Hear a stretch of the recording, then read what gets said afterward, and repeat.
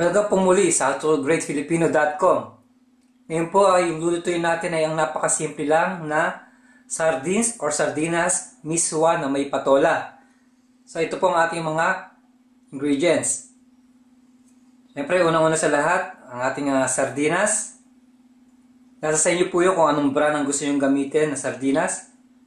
Meron po tayo dito miswa, patola, onion, bay leaves or laurel, kamatis, patis, paminta, garlic, at asin. Gagamit din po tayo ng mantika at konting tubig. Tara na po magluto. Okay po, umpisahan na natin.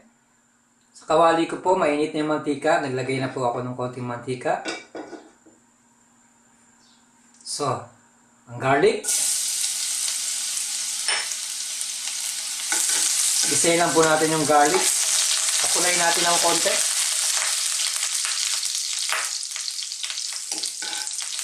Ngayon po, susunod na rin natin ang ating onion. Kaya po tumutilamsik yung mantika dahil po yung aking sandok ay may konting tubig. Ngayon, haluin lang po natin.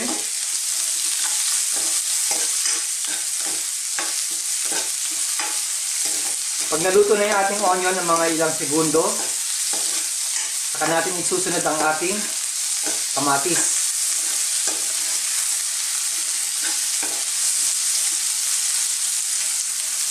Yan po, nasunod na natin ang ating kamatis.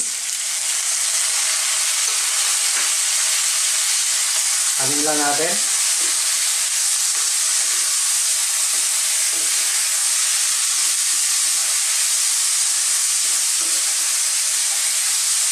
So, gigisayin na po natin to ng mga ilang segundo ulit.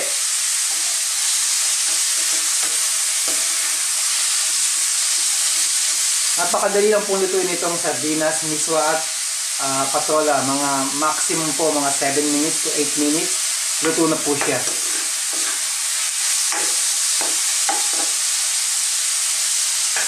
Yan. Ngayon po, susunod na natin ang ating patola. Once na kinat yung patola, lagay niyo lang po sa tubig para hindi po siya mag-iba ng kulay, para hindi siya umitim. So, lalagay ko na po siya.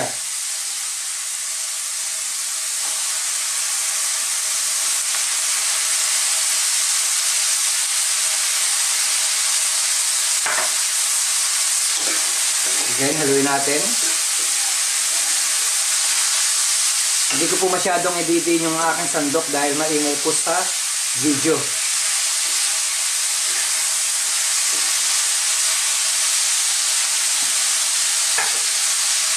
Ngayon po, ilalagay na natin ang ating paminta.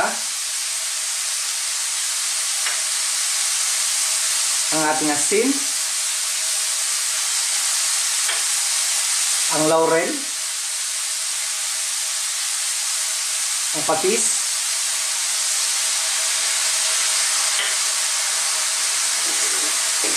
Haluin po uli natin.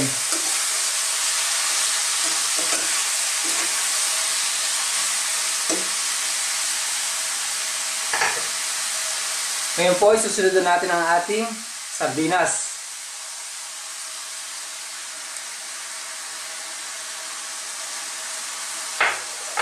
Huwag po natin masyado siyang haluin para hindi po ma-break or madurog yung ating sardinas.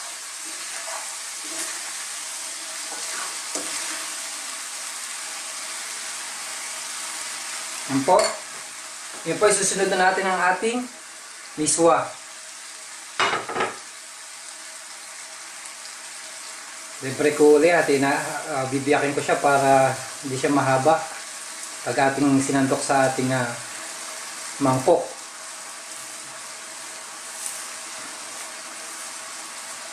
Yan po. Sunod ko yung mga natirang nadurog.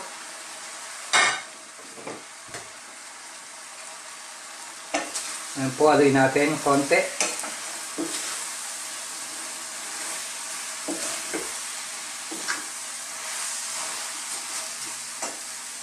At this stage po, lalagyan na natin siya ng tubig para lumambot yung ating patola at maluto yung ating miswa.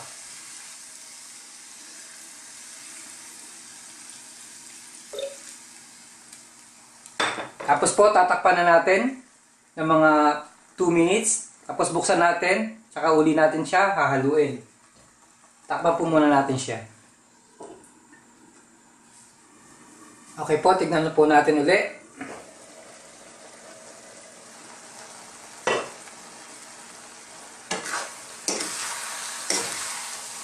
So medyo luto na po siya at kulang siya sa tubig. Mangyari lang po, magdadagdag tayo ng konting tubig.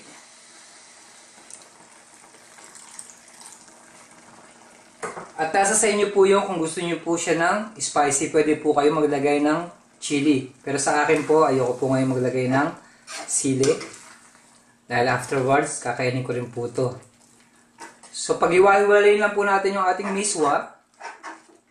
Once na maluto na yung miswa, maximum 2 minutes, pwede na po siyang serve.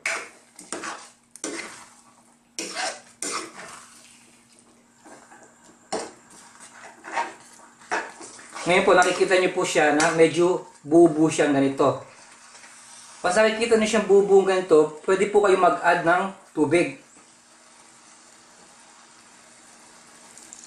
Nasa sa inyo lang pong diskarte kung paano yung po siya lulutuin ng maayos.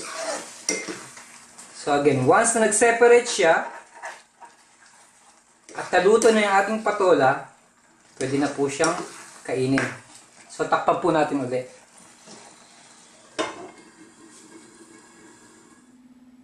Okay po, ito na ang ating sardines, miswa at ang patola. Napakasarap po nito. Nag-garnish lang po ako ng konting spring onion para mas magandang i-present sa inyong family. Mas masarap po siya kung mas maraming sardinas ang ihahalo nyo, mga 2 cans or 3 cans na sardines. Mas magiging yung redness niya lalabas. So maraming salamat po muli sa panonood ng howtocooggreatfilipino.com. Mabuhay!